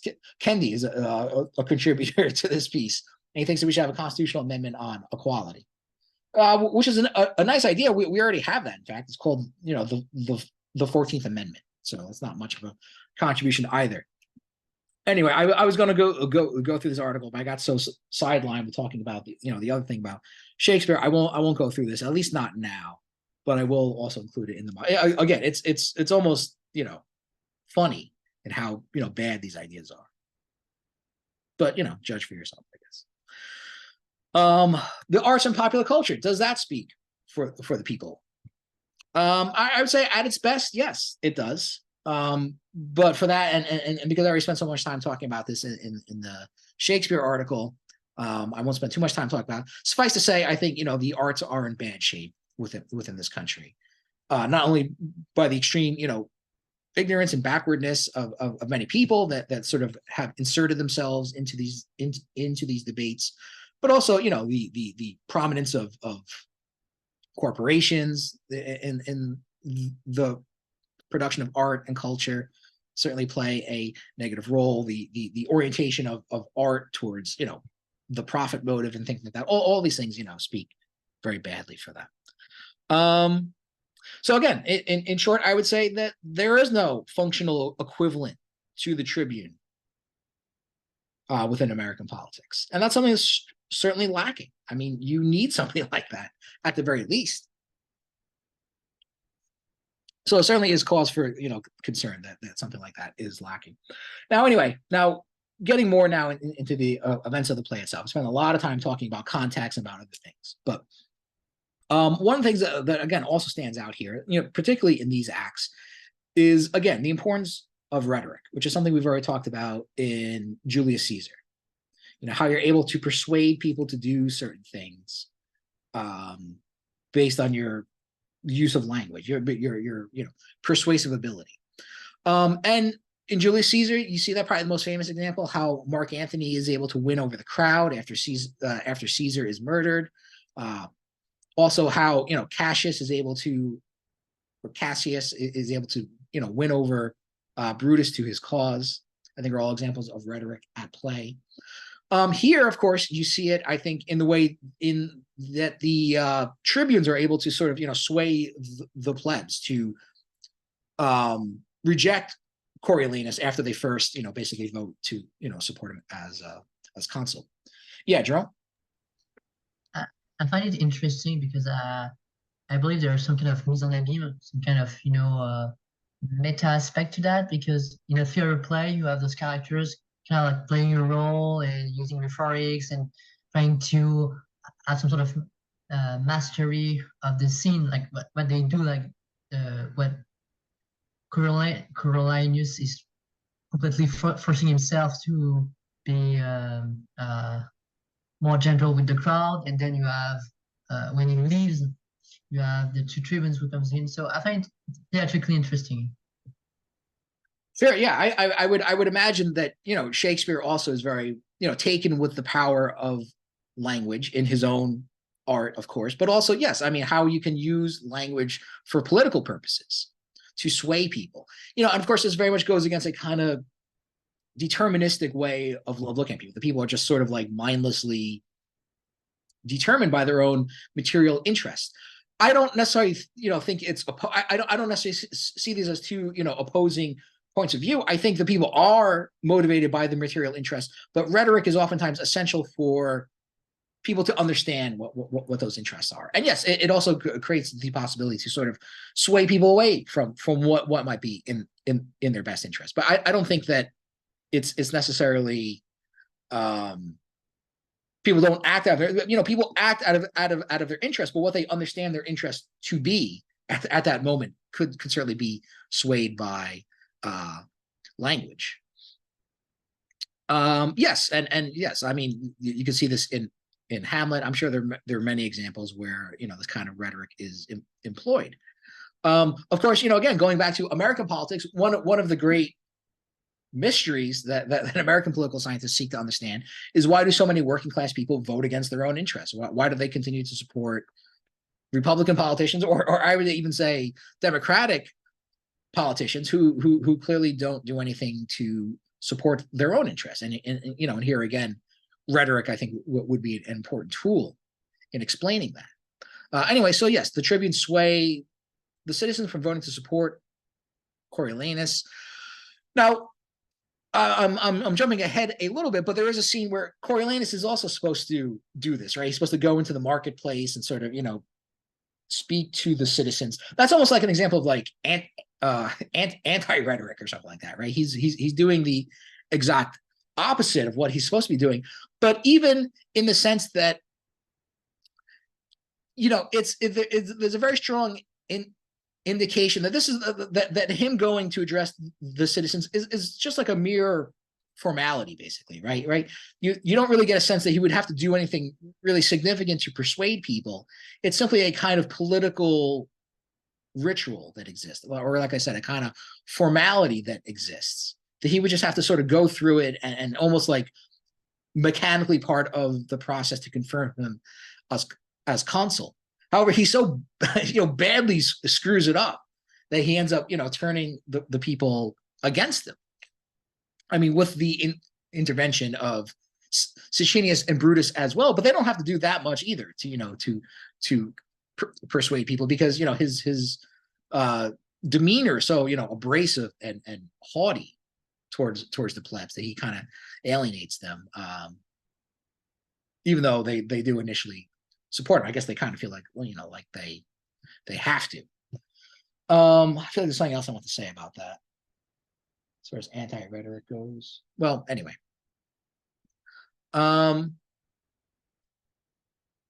So Menenius refers to Coriolanus as the lamb, which is interesting, and the people are the wolves. Kind of an interesting, point of view. Of course, he's speaking for the point of view of the upper class, and many upper class people see that, right? They don't see themselves as being this sort of dominant, aggressive force. They see themselves as like the victims almost, and that the people are the aggressors. I find that view hard to sustain, to understand. Yes, in theory, the people by their superior numbers can represent, a powerful force. but the people are often disorganized, not, on the same page, and are, frankly, easily swayed, as we sort of see a demonstration here. But anyway, that's what he says. And Sicinius, I believe, says he's a lamb indeed that bays like a bear, meaning that, this guy's a fierce warrior. He's, nothing like a lamb, right? It is kind of an interesting way to characterize Coriolanus as this, sort of innocent little vulnerable lamb. You can see quite clearly that Menenius is also filled with contempt at the tribune. So this is, pretty much a kind of class bias that exists. Coriolanus is probably the most vocal about it and doesn't hide how he feels, even when in the presence of the public. Menenius says this in the presence of the tribunes, but he would sort of, change his tune if he was around, the people as a whole. You remember him maybe from Act 1. He's trying to, he gives that famous belly speech, as it's often known as. He is critiquing them, but he's also trying to kind of, placate them at the same time. When the 3 V's come in, which is, I was just too lazy to write out, the names of Volumina, Virgilia, and Valeria, he kind of, he starts sort of, kissing their asses a little bit, because, they're from the same class as him. So he's, friendly to people of his kind, basically, but has a lot of, contempt for the lower classes as well. That's pretty much all that really happens in scene 1. Scene 2, again, you see Coriolanus sort of speaking to the senators and, among the upper class of Rome's, their preparations for him to become consul. Now, this, I would say, is another good example of what the sociologist Irving Goffin calls sort of the backstage area, right? That social life can be, thought of metaphorically as a stage performance. With, you have your front stage area, which is where the action takes place. This is the backstage area, right, where the actors can sort of, drop their acting a little bit, sort of, be more who they really are. So you sort of see them talking amongst themselves, their preparations, and sort of coaching him through what he has to do. He doesn't want to do this, and this is another thing that I think is interesting about this play. I mean, Coriolanus is a horrible choice to be a consul of Rome. I mean, isn't that fairly obvious? I mean, obvious to everyone except to the oligarchs of Rome, perhaps. But I mean, why would you want a guy like this in charge of people who has such open contempt? Granted, there is a kind of separation of powers that existed within Rome. He's not an emperor or anything like that. He's not even the only consul. There's 2 of them that serve for annual terms. But it is, it is a powerful executive, authority within Rome. Why would you want a guy in charge who has such open contempt, for the people that he's supposed to be ruling over? There's a sense I get that this is just sort of a preordained, this is just kind of what you do in Rome, right? Now, if you're a successful military leader, you run for office, basically. American politics is not all that different. I mean, think of all the American generals who later became president of the United States, including Washington, of course, but Andrew Jackson, Ulysses Grant, Eisenhower. In fact, after Grant, there's a whole series of fairly nondescript U.S. presidents who all basically were, Civil War generals, basically, during that period of time. So there is something to be said by that, right? I mean, people love a successful military leader, I guess. And, the United States is not all that different from Rome. That being said, I mean, Coriolanus is clearly a horrible choice for this office, but of course they go ahead with it anyway. They want him to show off, the wounds that he has sustained in battle, which again I would say also suggests that this is a fairly common thing that is done in Roman politics at this time.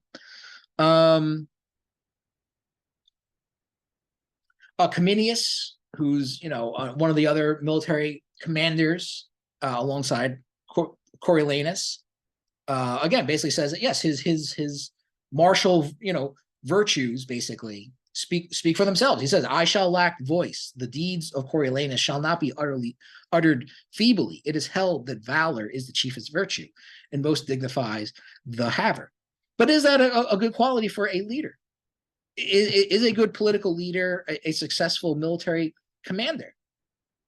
I don't think so. It seems that those are two completely different skill sets, to use a modern day term. Yet, this is again the way things were done, and still in many ways the way things are. Charles de Gaulle in France, for that matter, could be another example of that. It is interesting though that sort of superior military skill and superior military success, of course, was sort of what gave a justification, is what sort of gave them the right to rule, so to speak. How does our modern day meritocracy justify their right to? Since Eisenhower, you haven't really seen too many American military leaders rise to such a high office. I mean, George Bush was, famously, a draft dodger and things like that. So was Donald Trump, by the way. None of the other presidents, Bill Clinton got, criticized for also dodging the draft during the Vietnam War. It's interesting that the basis of that has shifted to now basically getting straight A's and doing a million extracurricular activities and things like that. It's strange that something like that, is what, again, gives a justification for ruling, that you earn the right to rule of this powerful administrative apparatus that we call the United States government because you got straight A's in school. I mean, I don't know. I don't know what else I can say about that. I think it's fairly absurd, but that is the way things are. Like I said, so you see the importance of rhetoric. You also see the importance of ritual as well. How things are sort of preordained, basically, and just sort of mechanically, follow these things out.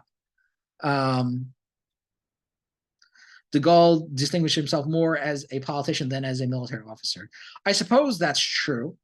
That's an interesting point I didn't really think too much about, but certainly his military involvement during World War II was not significant, I guess you could say. He didn't really win any big battles or anything like that, but he was immensely powerful, yes, after World War II.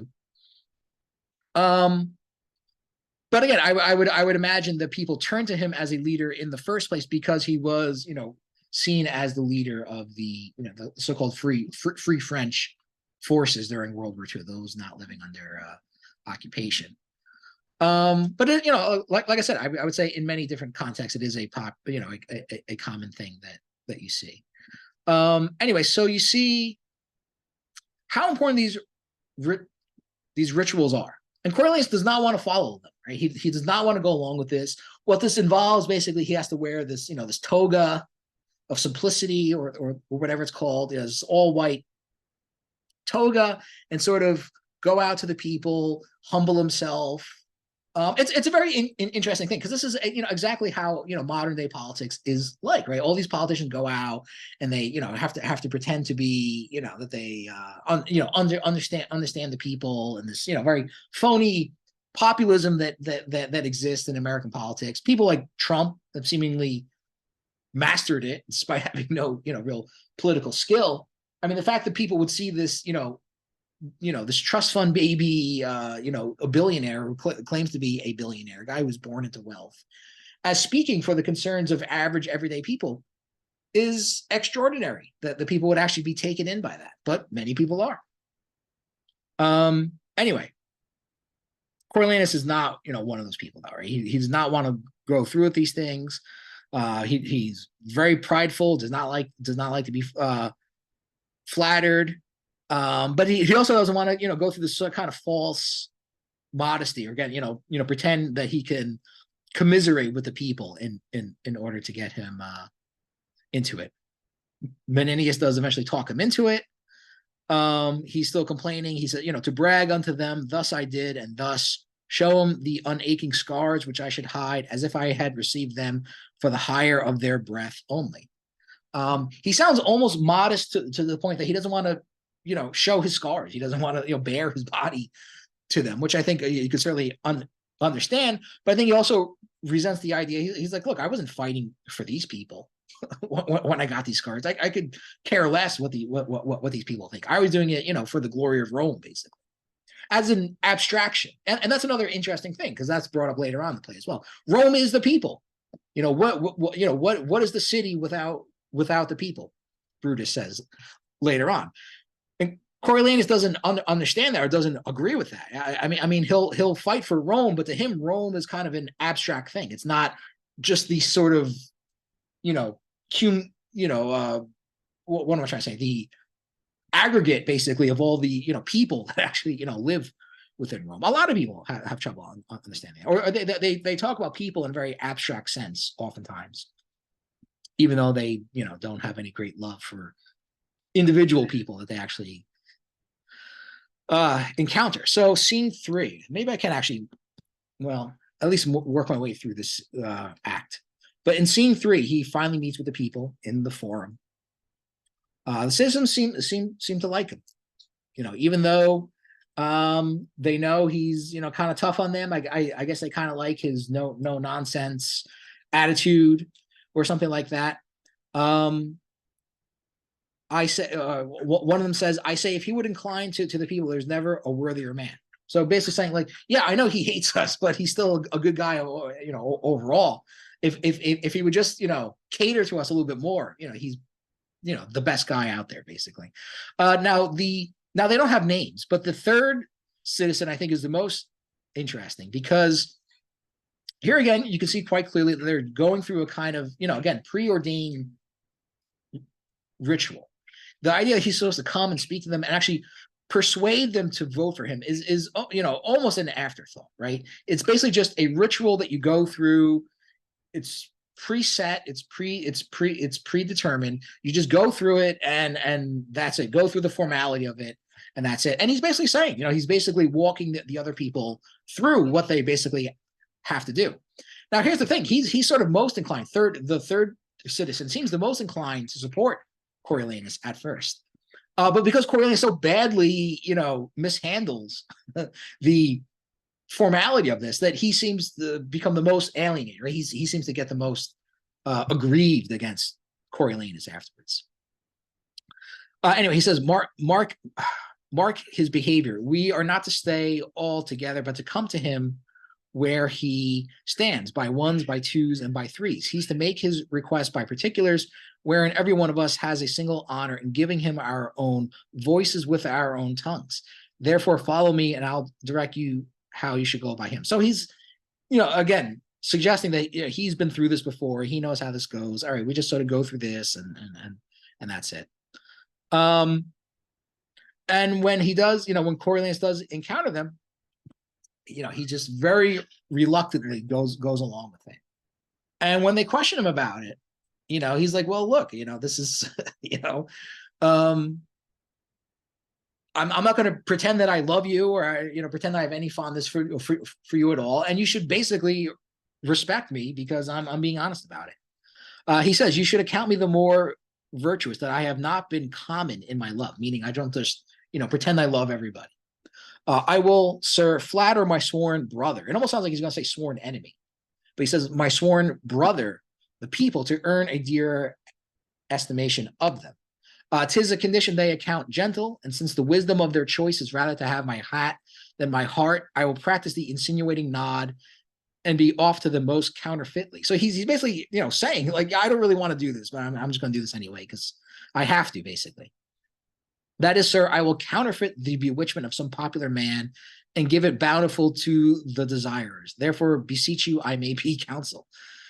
I mean, it'd be like, I can't even think of anything that would be like. It'd be like Donald Trump saying, like, yeah, I think you people are, disgusting pigs, but vote for me anyway, basically. Trump, it's generally believed, and I think it's probably true, that Trump has great, contempt for his people, and kind of, some people have argued, even sort of subtly communicates that in some way, which is this kind of, I don't know. I mean, if you subscribe to this theory, that the people kind of, his followers, like, respond to that even more somehow. They kind of, in some ways, reveals his contempt for these people, and they kind of, love him the more he kind of shits on them, basically. At least that's so the one argument goes. Anyway, here's some representations of the Roman Forum, which you can see here. This would kind of be the sort of figure sort of standing here on this pedestal, could have been, Coriolanus. You see this kind of, commercial activity going on here, but also government buildings, sort of interaction of, public and private life. Here you see another example. Let me make this smaller so you can see this better. Sort of a representation of the forum. Here's a famous painting of it by the French painter Claude Lorrain.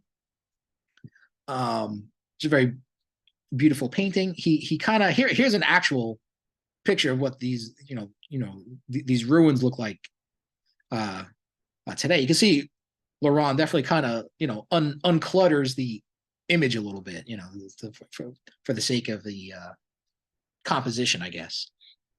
But what a sight! I mean, there's simply nothing like this in an American context where you can go around and see these ancient ruins and things like that. The closest we have to it are like abandoned factories that you'll see in Patterson and Newark and places like that. If anyone lives up in northern Jersey like I do, you'll see things like that quite often. Anyway, so now we get to Act 3, Scene 1, and you know what? I'll probably say that for next class, because this is where, as I say, all hell breaks loose. So at the end of so I skipped over, but at the end of Scene 3 in Act 2, Coriolanus goes to them. He says, "Yeah, I don't really like you people, but can you vote for me anyway?" Surprisingly enough, they sort of agree to that. But then the tribunes get a hold of him, and they kind of talk him into not supporting him. And again, it's interesting to see the change in behavior of the third citizen, who I took most notice of, because he's the one who seems most, okay, this is just a formality, let's just get this over with. So he seems the most pissed off, basically, by Coriolanus at the end of it. Simply, I think, for the fact that Coriolanus just wouldn't go through the formality. He just wouldn't pretend, even for like a second, or even for a few minutes, basically, to condescend to these people, and kind of kiss their ass a little bit, which is what politicians do in this country. For a moment, they'll kiss the butt of the people in order to get elected, and then once they're elected, then then they don't give a shit, basically, about what the people think, at least until the next election. So that's kind of how that ends, and then Act 3 starts, where Coriolanus thinks he's about to be confirmed for consul. He realizes that the people have now completely turned against them, and he just basically explodes, right? He basically just goes nuts. In fact, reading this, I'm surprised he doesn't try to like physically attack Sicinius and Brutus, although he does threaten to at one point. He does say he says he's going to shake them out of their bones or something like that, or shake their bones out of their garments or something like that. I'm surprised he doesn't try to actually kill them. He seems so, enraged. And this is, really the big climactic scene. I think this is where much like Caesar's assassinated in Act 3 of Julius Caesar, this is the big climactic moment. And then basically everything that happens afterwards is sort of the aftermath of this moment. So I think I will save that for next class, which means either I'm going to talk about 3 acts next class, because next class is our last class, or perhaps if I can't get through all of it next class, I will then record an additional lecture just on my own time and post it, just so I can, finish out this play, which is a great play, and I think, certainly is worthy of the time spent on it. But it is about 2:10. So does anyone have any questions for me or comments or anything like that? Oh, one other thing I should say, which is very important, is that I know that the student evaluation forms are up there now. I think they've been up there since Monday. I would really encourage everyone to fill those out. I know, as an adjunct lecturer, or whatever my title is, part-time lecturer, I know that the administration does actually take those things seriously and does actually read them. Hopefully you like the class. If you did, please, say so. Also, by the way, if you like the format of the class as an online class, I think, say that as well. Rutgers is not really that great when it comes to online classes, unfortunately, compared to other schools I've taught at. So if you enjoy the class, please say so. If you want more online classes, please say that as well. As it is now, I'm actually not on the schedule for next semester, which is fine. Maybe the administration didn't like me, trying to get this class changed. I mean, that's fine. I teach at other schools, besides here anyway. I do like teaching at Rutgers. I did go here as a student. So it's interesting to be able to teach at the school that you used to attend as a student. So that's a nice treat.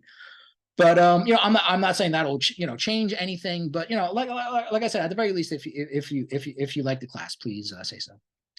Yeah, Jerome. Yeah, you hand up. All right. I'll fill up the online form. I just wanted to ask you, perhaps you don't want to do it on record, but what would be your thoughts on the strike and the things you obtained from the strikes? Oh, I'm just well, curious from a perspective. I mean, I think it ended a little too soon, to be honest. I mean, it didn't last a week. They have not really settled everything. There are still, many issues that still need to be settled. I mean, I understand the complications involved, and you don't want to inconvenience the students. This has been something that's been playing out, in many other instances, where workers are going on strike. There have been several university strikes. They all, kind of end sort of the same way. I mean, a few people asked me about completing work. I pretty much said, off record that, I didn't expect the strike to really last that long. I was a bit surprised with how soon it ended. Me personally, I mean, yeah, there's a small increase in pay. I mean, will it really keep pace with the rate of inflation? It's hard to say. It sort of, it's phased in over the course of several years. Speaking for myself personally, like, I'm not even sure I'm going to be teaching here next semester. So if there is an increase in pay, I won't really see much of a benefit myself, personally speaking. For me, I mean, again, having a greater, say or more opportunity to teach online, to me, was a much more important thing. And I don't think that was something that was really addressed. I would easily trade an increase in pay for having, more ability to teach online if you want to. I mean, to me, that is much more important. In my case, I still think COVID is something to be concerned about. I think that the number of cases and even deaths are being significantly under counted at this point. There are still new variants coming out. My daughter is more at risk of infection because she was born early. I hope I'm not being too personal here, but I mean that's a big part of the reason why I asked the class to be changed online in the first place. I mean she's simply more at risk of getting very sick if she gets COVID, and I'm sure there's a lot of people that have those issues. So the fact that the chair at Rutgers will say, well, we don't really like to do online synchronous courses, I think is kind of an inexcusable thing, considering that online courses have been taught for a long time prior to COVID, and that we're 3 years into a pandemic now, and they still haven't really changed or adapted to that. I think is really bad, and they'll do asynchronous courses, but even that they said basically that they don't like to do because of the money issue.